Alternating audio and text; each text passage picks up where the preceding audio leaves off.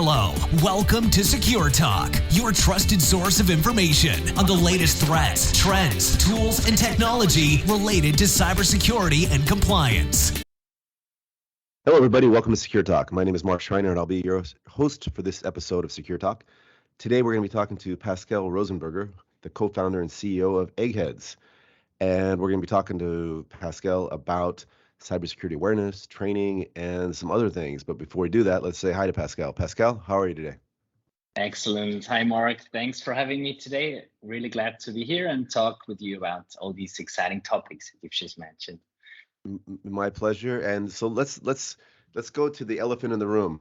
Why did you call your company Eggheads? Yeah. Our goal was to have a brand name that has some sense of irony to it, because the broader topic that we're in here is lifelong learning. Like everybody learns, has to learn, wants to learn, or just does it by accident or not.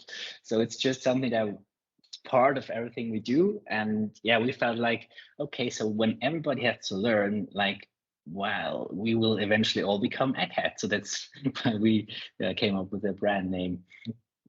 That's awesome, man. And I think you're based in Zurich, is that correct? That's correct. Yeah, in Zurich, Switzerland. Yeah, I mean, it's a beautiful place. Probably got a lot of snow about this time of the year. There is, yeah, and even it's on the street. So yeah, you have to be a bit careful. Yeah. Yeah. But So very beautiful now. Yeah. Once I rode a bike around Lake Zurich. Actually, I rode the bike from Zurich out to what's the town all the way at the end where they have the jazz festival? Rockersville? Yeah, I think that's it. And then you can take a ferry back. I took a ferry back because I was like, I'm done riding. But no, it's beautiful, beautiful. But there aren't a lot of startups, and especially cybersecurity companies, as far as I know, in Zurich. So what was the kind of catalyst or impetus for you to start Eggheads? In fact, there are a couple of startups, but they have different purposes and goals. So we're doing something different. Yeah, basically, we stumbled upon this idea and discovery that transferring knowledge through chat, that is actually a very engaging way. Like so many other startups, we have a different idea in mind first. We stumbled upon this discovery and we observed users that spend time in a chat that shared a lot of information. Then we wondered, well, why not make this format that people seem to love that much? Why not make it accessible so that businesses can actually use it and inform, educate, and engage their employees? So that was the initial idea. And from there, it all started. And security is a very important topic. And there are many good reasons why it makes sense to use that. So a little teaser for the show now. Yeah, and obviously we're going to talk mostly about security, but I'm just curious, like, so if this is a great way to educate employees, I mean, it doesn't have to be limited to security though, right? I mean, you could go and do other kind of employment or employee awareness kind of campaigns as well, I would suppose. Yeah, correct. And in fact, we have customers that use our service for other use cases as well. We want to talk more about specific use cases because we have observed that people give us the feedback, oh, that's very interesting. That reminds me of Duolingo or some other micro-learning or chat-based conversations, but I don't have a use case. So that's why we start to talk more about use cases. And yeah, I mean, cybersecurity is a very big and very important use case and one that's very exciting. So that's why we zoom in on this use case. Well, let's talk about a use case. Imagine that I'm like a CISO or the head of learning and development at a multinational company. How would you engage with me? What questions would you ask me, or what would you tell me? Well, first question would be actually if you manage to get the attention of your busy workforce. And if you do so, if you manage to engage people in the messaging and that you want to get across and to eventually shape the behavior that you want to see. So that's the high level goals and pains that we address with this solution. How do you measure that? The behavior change, you mean? Well, any of the stuff you just said, like the engagement, the awareness. Let's start with the engagement. Yeah. Okay. So what you can do with our service, I mean, I need some explanation before that. You can create and you can share and you can also analyze chat-based learning nuggets. So that's a format of microlearning. We call it conversational microlearning because it appears and has the look and feel of all the chat conversations that you have with your friends and family and at work the whole day. So that's the kind of experience that you can provide, and that's how you get the knowledge across. And basically, it has many similarities to marketing. I would recommend you, as a responsible for that topic, then to think more like a marketer. First, you have to start and with the getting the attention. And how do you get attention? You focus on user behavior, and then you adapt your solution and your approach to users' behavior. When we look at that, we see in digital channels, on mobile, on desktop, there is one category that is dominating and that people love, that is chat. So step one, think that the worm has to taste the fish. So get your message across in a way that people are used to and that people like to engage with. So that's where this chat-based conversational approach comes in. Once you have gained that you can measure, you can see how many users got activated, how many interacted with your content, and that's where you also measure the engagement. You see how many users started, completed, and how they engage with the content, how many people got the response right or wrong. So that gives you feedback and intel on the level of knowledge and also the level of awareness that you have in your organization. So that would be the engagement level. And when you talk about the outputs, about the behavior, that's one piece that is bigger than we can measure with only our tool itself, but our service can be helpful there as well. You can measure with asking for feedback and measure what people know. So you can also assess knowledge levels over time. So these would be the 3 steps to do that. Awesome. So why don't you walk me through a use case now? So I'm employee number 1 at Eggheads, and you're trying to kind of create some kind of cybersecurity awareness campaign. What do I see? What do I do? How does this work for me? So from an employee's point of view, it starts with a notification. So our service works as a campaign tool or a push instrument. So you, as a responsible person in the backend, you can trigger these notifications, and from the employee point of view, you get a notification. So this can either be an SMS or an email. If you don't want to go on these channels, because for obvious reasons, they can also might not be the preferred channels to interact with your employees. You can also use our Microsoft Teams app. So that means you can reach and engage people where they already collaborate, and the employees receive a notification from their Teams app with a notification that tells them, hey, there's something about, let's say, safe passwords, or how to recognize socially engineering attempts, like whatever specific topic will be part of this short learning nugget. So you get the notification, and of course you want to open it and jump right into conversation. When you get a notification via SMS or email, you will jump into the browser and get the experience there. You can also ask people to log in with their work accounts, sign on.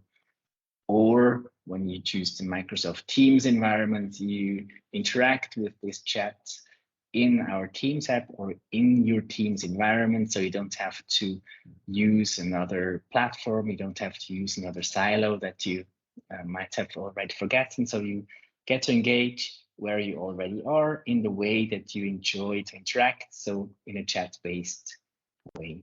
And then you spend this minute or 2, interact, learn a bit, or refresh your knowledge or refresh your awareness, and then you go back to work. So it doesn't take much time out of your day, and really tries to deliver all you need to know in a way that's as pleasant and also as fun and engaging as possible.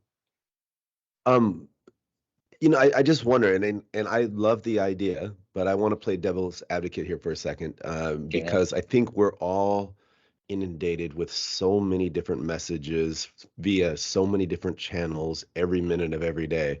And I'm wondering, is there some kind of pushback at all where people were like, "Oh, this is just another ad, you know, just they're spamming me"? I mean, how do you get people to have a little bit of an emotional openness or buy-in to receiving your message?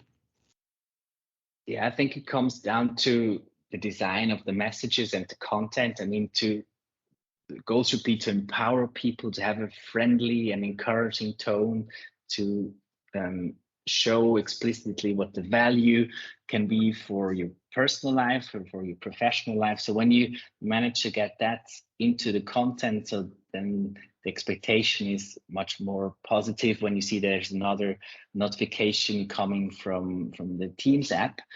Of course, it won't work for 100% of the audience, and some people will, with any other channel, it will be the same. But yeah, I mean, people are busy. When you look at statistics, there are about 1% of the work time that's available for workplace learning, formal workplace learning, and that's not just security. So I mean that's a few minutes a day, maybe 3 or 4, maybe 5, depending how you calculate that. But you have to use that very limited time in a smart and efficient way. And one way to do that is to push this notification to people and make it as relevant and as digestible and pleasant as possible. I want to get into the specific kind of cyber threats that you're addressing in a minute, but before that, I kind of want to stay with the logistics of the platform. Yeah. How does it work then? Do you automate it? You connect with companies' Teams tenant or you give them? I mean, what's the actual technical kind of mechanism for you to send these messages out in an I'm assuming it's an automated way, and then I would think that you would figure out the appropriate timing and so on and so forth. But just walk me through that. Yeah. So technically speaking, that we provide a Teams app. So you have to think of Microsoft Teams in a way we think about mobile operating platforms. You can enhance the service with third-party services. So we provide a third-party service, a Teams app, that you can integrate into your Microsoft Teams environment. So it's not an additional channel, not another silo. It's part of the platform that you're already using.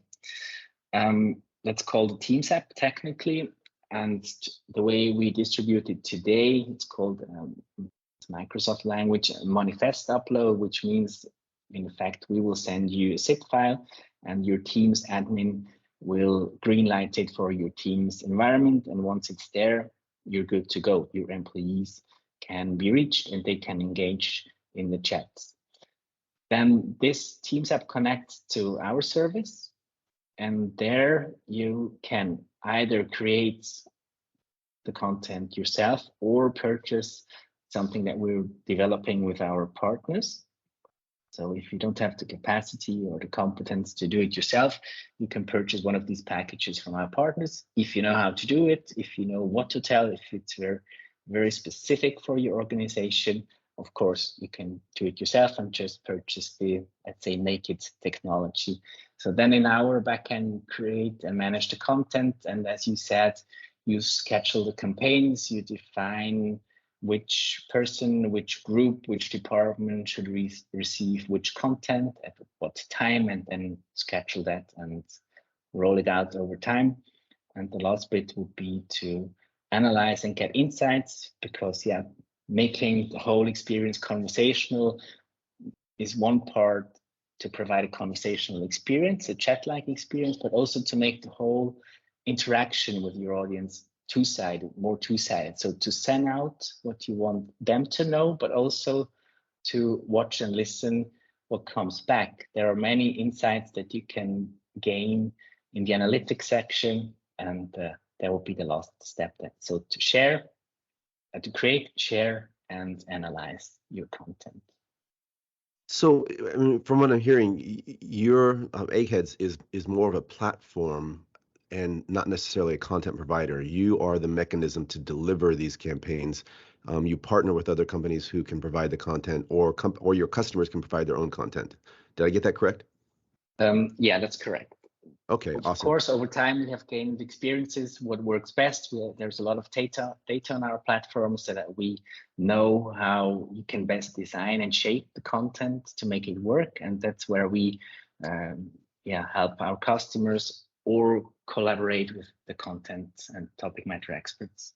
And I'm just wondering, how do you, I mean, because, okay, let's just say, I mean, you're in Zurich, you've got, some of the biggest banks in the world. You've got Credit Suisse, UBS there, and a bunch of other multinational companies. And then you've got a bunch of, small, medium-sized businesses as well. And I assume that you're selling, well, that's actually a really good question. Are you selling only in Switzerland, or are you everywhere in the world right now? Where are you at? No, we consider us as a global company. What we provide works everywhere, and so it's not very specific to a country.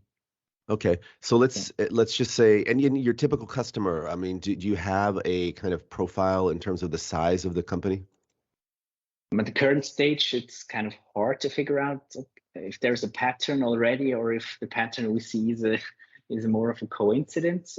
We have great traction with financial services providers, not the very big ones that you mentioned, but reputable companies in banking and insurance and fintech.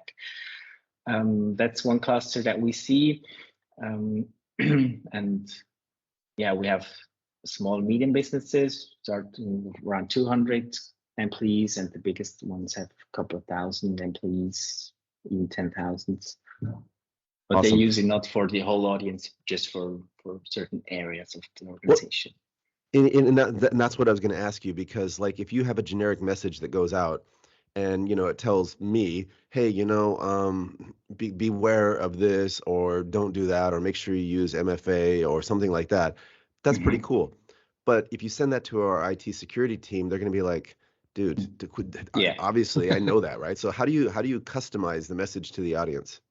Don't bore me. Correct. Yeah, I mean, that's something that we would have to look into with every potential customer itself. Like, what specific is it that they need, and what's the audience that they want to reach, and to figure out if the standard content that we provide with our partners, if that works for that audience. And in the example that you've just given, obviously it won't work with generic content. There will be needed something more specific, something more expert with other patterns or whatever.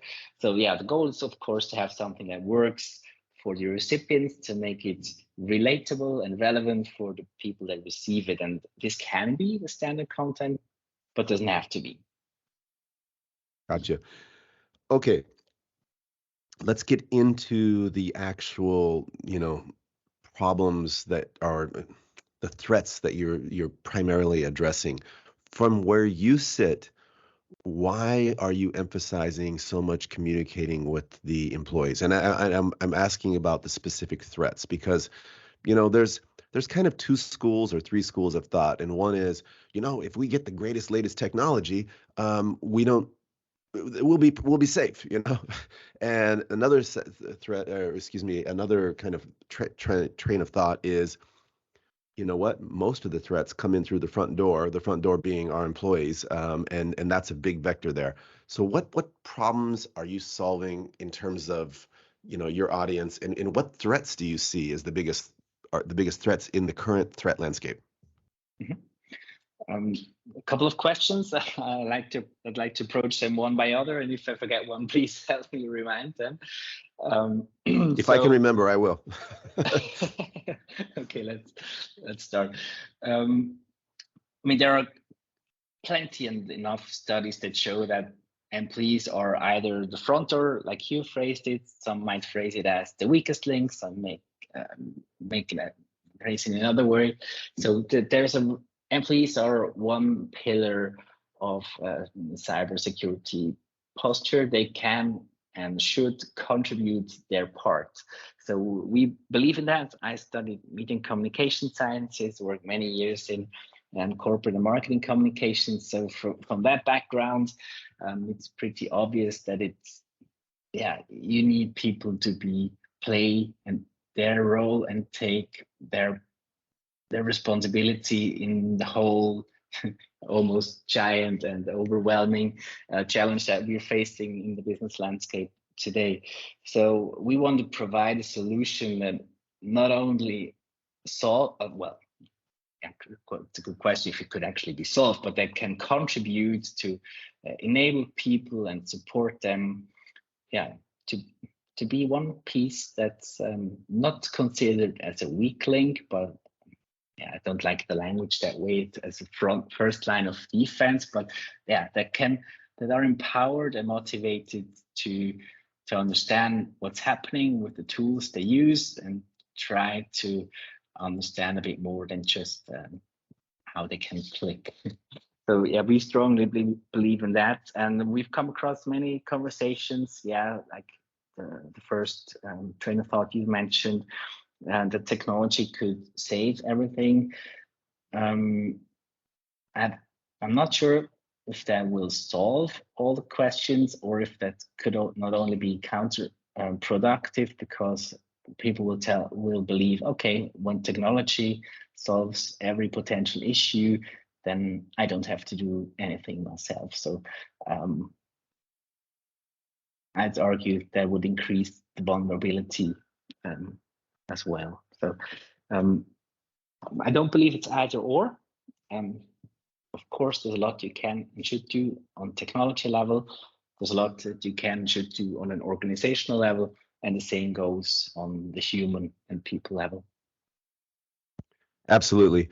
And it's interesting because the company that I primarily consult for, work with, MemoQ, we use, O365, and in O365 there's DLP, data loss prevention, and protection. I always forget the P, what it stands for, but and I should know because I worked for a Microsoft partner for 4 years. But we have that enabled. But it's every time you send a message to anybody, the first time in that thread, it asks you, is this external, internal?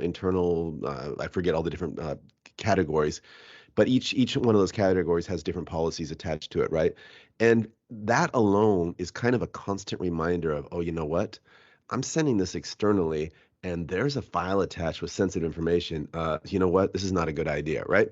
So, I mean, it's not really, it's a bit intrusive. It takes an extra microsecond to do it, but I think the value is there, right? Because it's just this constant reminder, and it's pretty cool because otherwise sometimes people just get in the sense of urgency, or they get caught up in the moment, and they're like, all right, I got to get this done. Just get it off my desk. So it's kind of nice. And so what you're talking about totally makes sense. But let me come back to the second part of my question. Right. What specific threats are you seeing right now that frontline people like me are being kind of presented? What are the actual threats? So what from our part of the world will be observe and we'll hear from the community and reading newspapers. One major threat are ransomware attacks. Probably not very unique. The same probably goes to your part of the world as well, and many others too. So that's something that people should be aware of and try to see through. That's possible, and if you can keep up, but that should be the goal, of course. It could already almost say classical topics like phishing mails, which could start and lead to a ransomware attack. So these are some patterns, but the risk actually for many, especially small and medium-sized businesses, starts actually on a different level, because there's almost no or very little awareness of risks and how to tackle them and how to manage them. So I'd say that's probably even the bigger risk to create the initial awareness, so that there's an awareness and mindset in the marketplace, even with the small and medium-sized businesses, that there is something going on, that they should pay attention, and that they can play their role. Yeah, but when you say ransomware and phishing, I mean, those are kind of like, to me, if I'm not in cybersecurity, those are just kind of buzzwords, right? So, and I know you're not the actual content provider. You're more the platform to deliver the content. But give me an example of, if you send an email to me and say, hey, Mark, beware of ransomware. Hey, ransomware is going to, I'm going to be like, what? You know, so give me an Yeah. example of the content that can kind of enlighten me as a frontline employee. Gotcha. Yeah. No. When it comes to the content itself, of course, it's not helpful to drop the buzzwords and to talk about the technology. Question should be, what do people really need to know? Do they need to know the term, or do they know how the pattern works? And I will go for the second level. So when you design the content, when we design it with our partners, that's what we look on. Like, start with the question, what behavior do we want to see with people, with employees and the recipients of these messages? What do they need to know in order to get to that behavior? And yeah, terminology is not the first thing to go there. Yeah, the goal is to really break it down, make it simple and relatable in a language that, yeah, it's conversational, that seems natural and taken out of an everyday conversation. I haven't talked to a friend. I mean, when you think about social life, you wouldn't meet a friend unless you work in the cyber industry, of course. You will meet a friend at the bar and talk about phishing and all these different patterns and techniques out there, but you would talk about something that might have been looked strange, or that there was something weird going on. So that really makes it relatable and understandable and relevant for the audience. You know, it's funny because I love the example about people at the bar talking about cybersecurity, because, like, yeah, you're right. Nobody does that. But what we do talk about is like, oh my God, I got this ridiculous Nigerian scam email, you know, from the prince of some, you know, obscure province, claiming that he has $20 million and he wants to share it all with me if I just do ABC, right? You know, and we've all received those emails, and there are actually sites that collect them and kind of display them in a humorous manner, because but you know, at some level they must work, because why do they keep sending them unless they're just trying to make us laugh? You know, I mean, it's like, so there's some nefarious backing there. And you know what I love about this is, when I was growing up, I used to listen to my grandparents, and they would tell stories about, you know, I remember this guy when he was on, you know, out working in the field. He got his glove caught in the combine, and he reached in to get it, and the glove, it sucked his arm in there, and, you know, something bad happened. Or I remember when somebody was changing the tire on the side of the road, they didn't pull off far enough, and, you know, something bad happened. And people learn through stories, right? So you learn, well, I would say people. In my generation, we learn through stories, listening to our parents, our grandparents, our friends, who have kind of this collective wisdom, right? And this whole thing about, you know, my God, I got this email, and this guy said he's got this amazing opportunity for me, but the job description was in a PDF. Should I click on it or not, right? So I love what you're doing. Tell me a little bit more about. Let me just that triggered a thought for me. Sorry to jump right in there. Please, I mean, please, we're talking please. about storytelling here, and that's really one of the strong things where we believe. Yeah, we learn through stories, as you mentioned it, and I'd argue we still learn that way today. And we can also learn through stories on technical ways, and that's one way to do that is through chat conversations. And the format that we've seen customers tell stories about anti-money laundering cases. I mean, perceived for many employees as a dry and boring, dull topic, but yeah, I mean, this person that was responsible for compliance at that company, he told a story about an anti-money laundering case. This happened, that happened, and he involved people, let them be part of the stories. I mean, you can also expand the story and make it turned into a scenario-based role-play-like experience. So that's really what this conversational chat-based approach makes actually so unique. And we also learn not only through storytelling, but also through conversations. I mean, of course, they're very much related, but conversations are a very good way, a natural way to learn. So just wanted to add that to your comment. I think we're in complete agreement there. Hey, so let me ask you, your content providers, they actually provide the content, and I, sorry to take the conversation away from the platform, but it's interesting for me. How many different content partners do you have?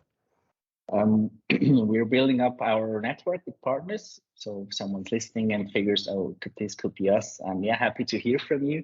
We have partners, yeah, a handful in the field of IT security. We're in conversations about other companies in the field of data privacy. We have others in the field of Office 365 when it comes to adoption of Microsoft Teams, for example. So there's a spectrum of different topics that we think are relevant for the workplace, where there are very interesting people that know a lot about these topics and how they can be shared with other people. So these are the type of organizations that we work with.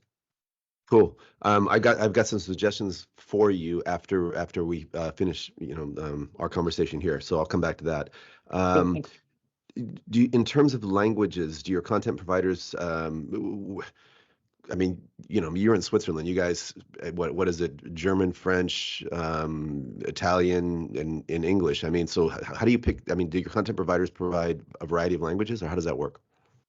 Most often we would start English first because we work with international companies, and yeah, that's the language that works in the most markets at the same time. Bigger organizations, yeah, then you start to add more languages. German would be obviously one. Works well for Germany as well, and Austria, also part of German-speaking Europe. We haven't seen a lot in French actually yet. Same goes for Italian, but of course could be expanded to these languages as well. Awesome. So for now, hey, yeah, sorry. No, your Eggheads. What's if I were to search for? Okay, are you on the Microsoft marketplace or the Azure marketplace? I forget what the actual term is, but Microsoft has an app marketplace, right? Are you there? We're working on that. Okay. So the goal, yeah, it's in progress. Yeah. Awesome. And tell me the name of the actual app again.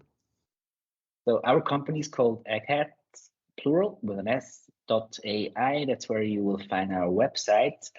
And the team's app itself is called Egghead because we wanted to characterize the counterpart of your conversation. So yeah, there it works better without the S. So the Egghead is actually with whom you will interact in Microsoft Teams. Awesome. So if you don't mind, I mean, because this is interesting for me. As I mentioned earlier, I mean, Zurich's not really famous as a huge center for startups. I mean, you've got Silicon Valley. I'm up in the Seattle Bellevue area. There's a lot of startups here. You got a lot of startups in. If you talk about gaming, for example, and IT, you can look at Korea. China has a lot of startups. Singapore, there's a big startup community there. What's it like starting a company? What was your first step in Zurich to say, hey, you know what, I've got this idea, and now what? Okay, now that you mentioned that, yeah, I think the startup community here should work on the perception. I mean, there are some very popular, not obviously not that well known, but big companies and startups out of Switzerland, much more in the deep technology sector, but also some in the consumer sector, like Get Your Guide, for example, or in the messaging space, like Beekeeper. Maybe. Yeah, but of course, nothing when you compare it to Silicon Valley. Or Israel even. I forgot Israel. Israel. I mean, yeah. For cybersecurity, Israel is like, I mean, that's kind of like the epicenter, So. Yeah. Our story was like, we started, as I mentioned before, with a different business idea and product in mind, which we started initially part-time to test the waters, figure out if our hypothesis works, and to see where it will go. It was a marketplace for courses, so live classroom training. Long story short, the experience was it works for the early adopters. It worked for the early adopters in the space, but then again, I mean, it's a very small market and too small if you only rely on the early adopters. So that's why we were constantly looking for new ways to tackle that market. And one of them was to build our first chatbot. that purpose was initially to provide a conversational experience to find a short list of courses that match a certain need and interest. And yeah, from there we observed how people love to interact with chat-based digital experiences, the time they spend there and the information they share. So that's when the idea was born, to make it a way to inform, educate, and engage. You know, I'm kind of disappointed in myself because we only do audio on Secure Talk.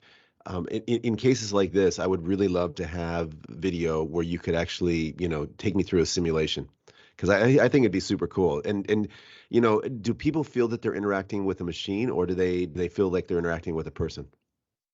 It's a very good point that you mentioned there. I'll be happy to share a link that you could add to your show notes. We hear it a couple of times that, oh, that sounds interesting. It reminds me of Duolingo, but I just don't really understand. So to all the listeners here, I'd recommend to look up the example. We can share one about passwords that would match to the topic of today. And yeah, it really makes click when you start to interact. Of course, it's a scripted interaction. When we talk about technology, it's built on chatbots technology. We use rule-based chatbots, so it's a scripted and closed conversation. One thing about chatbots, that has nothing to do with the typical customer care or support scenario where a user has an open-ended question and is looking for the right response. Like we're here in a situation about knowledge transfer, education, information, where you as a user don't know what you don't know, you need guidance. So that's why this simple rule-based approach works very well, because you can take users by the hand, guide them through a topic, explain a thing or two, then you're done for today, show up again in the next week, like that. So that's why this works pretty well. And you can achieve a lot with organic intelligence at this point, as I like to say. People, what we observe is engagement is very good. People enjoy the interactions. Few people say, oh, I would have liked another way to respond there, or I would have liked another button that I could click on. But these are more the exceptions. Generally, the acceptance is quite high. It's weird, like, you know, as we talk, I'm just like all these different thoughts coming in my mind. I just read a book talking about how the internet changes the way we think and read and remember, and it's not even at a super level, but at the kind of neuroplasticity level, right? I mean, it's actually changing our brains. And when they set the background for this book, they talked about this, I can't remember, it was a group of psychologists who put together a computer program, and this was way back in the 60s, where it simulated like a human being, a human conversation, and they would have patients interact with this program, and most people couldn't figure out that it was a program. They just thought it was a real person, and they were actually going to roll this out as a mode of care for people with kind of minor psychological problems, because sometimes people just need to talk to people, right? And people liked it and enjoyed it, and they're like, you know, this is awesome. And I guess we're getting to that point, especially with AI. And I don't even know what AI is. I guess it's an algorithm. It's some kind of, you know, it's what I'm saying. It's kind of a buzzword, but there is it. Depending on where you're talking about, it can mean different things. But basically, our computational power is getting super, super strong, and these algorithms are really, really getting advanced. And you could sit there and have a conversation with like you said, a chatbot, and maybe you would know it was a chatbot, or maybe you wouldn't. You know, I mean, if they do it well and they mix it up in a bit. Let me ask you. Do you have the capability, if I'm interacting with the platform and I say, hey, I need to talk to somebody, because what I'm saying is, you know what, I don't know what to do in this situation, and the chatbot is kind of educating me. It's feeding me information, but I want to ask a question. Hey, I've got this potentially malicious email. What should I do? do you have a way to connect that through to a live person who can guide me? It's a very good question.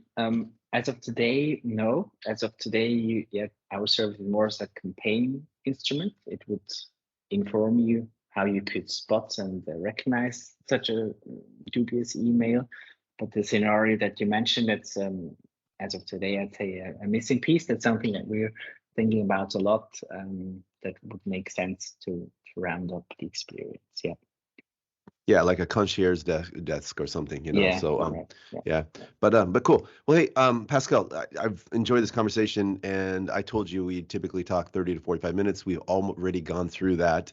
So you can tell that I'm engaged. I hope you're not a chat bot. I hope you're real. Okay, so I'm real. yeah, okay, great. Well, anything else you'd like to share with our audience? No, I mean, we've touched on many interesting and relevant topics. Yeah, I mean, it's just about being, what I would encourage you and your audience is to, be open, try different approaches, see what works with different audiences. Think a bit more like marketers. And marketers know that, seldom one medium, one message works for everybody, so that you need different ways to inform and educate and engage. And same goes when you look at people as employees and not just customers. So it's very lot that we can learn from marketers there. Awesome. Totally agree with you. Hey, man, I've enjoyed this conversation. Thank you so much for coming on Secure Talk, and I'd like to wish you a very, very happy holidays. Thank you. Thank you, Mark, for having me. Thanks, everybody, for tuning in. And same back to you. Hello, welcome to Secure Talk, your trusted source of information on the latest threats, trends, tools, and technology related to cybersecurity and compliance.